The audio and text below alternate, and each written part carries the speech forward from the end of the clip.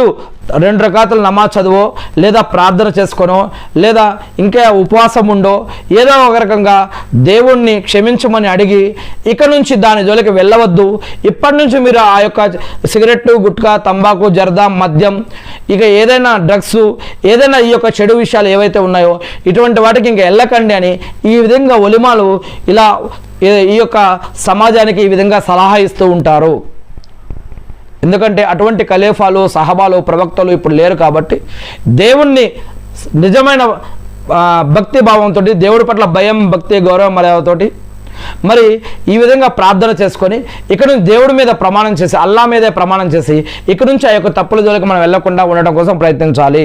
అంతేకాకుండా ఇస్లాంలో చెప్పడం జరిగింది ఏమని, కొన్ని తప్పులు మరి క్షమించబడాలంటే వజూ ద్వారా కొన్ని పాపాలు క్షమించబడతాయి, గుసులు ద్వారా కొన్ని పాపాలు క్షమించబడతాయి, పశ్చాత్తాపం ద్వారా కొన్ని పాపాలు క్షమించబడతాయి, దువా అడగడం ద్వారా కొన్ని పాపాలు క్షమించబడతాయి, జమాత్ తోటి నమాజ్ చదవడం ద్వారా, మస్జిద్కి వెళ్ళి నమాజ్ చదవడం ద్వారా, నఫిల్ మరియు సున్నత్ నమాజులు, ఫర్ద్ నమాజులు చదవడం ద్వారా, ఖురాన్ చదవడం ద్వారా, ఉపవాసాలు ఉండడం ద్వారా, మంచి పనులు చేయడం ద్వారా, సదకా ఖైరాతులు చేయడం ద్వారా, హజ్ లేదా ఉమ్రాలు చేయడం ద్వారా, లేదా ఇంకా ఏదైనా మంచి కార్యాలు చేయడం ద్వారా, ఇంకెవరికైనా సహాయం చేయడం ద్వారా, ఇటువంటి వాటి ద్వారా కూడా మన పాపాలు క్షమించబడతాయి అని.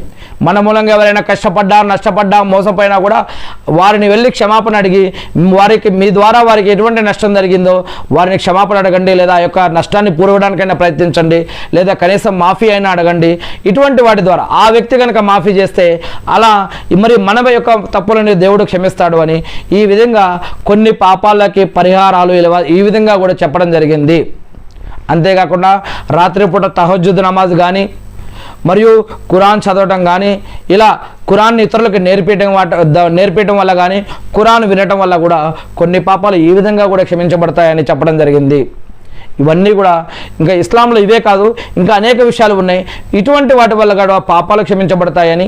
అందుకే ఇంకొకటి, మనం దేవుడితోటి ప్రమాణం చేయాలంటే నేను ఇంక ఇప్పటి నుంచి ఇటువంటి వాటి జోలికి వెళ్ళను అని చెప్పి మీరు చేసుకోవాలి. మన యొక్క ప్రార్థనలో కూడా నా యొక్క మనస్సుని, నా యొక్క నఫ్సుని, నా యొక్క ఆలోచనలన్నీ మీ యొక్క కంట్రోల్లో పెట్టి ఇటువంటి సైతాన్ బారి నుంచి, చెడు అలవాట్ల నుంచి, చెడు పద్ధతుల నుంచి, చెడు వ్యాపారాల నుంచి, చెడు స్నేహితుల నుంచి, చెడు అలవాట్లు కలిగిన స్నేహితుల నుంచి, ఇటువంటి పరిసర ప్రాంతాల నుంచి నన్ను రక్షించు, నన్ను మీ కంట్రోల్లో పెట్టండి, నన్ను మీరు రక్షించండి, నాకు సరైన మార్గాన్ని, దిశని నేర్పండి.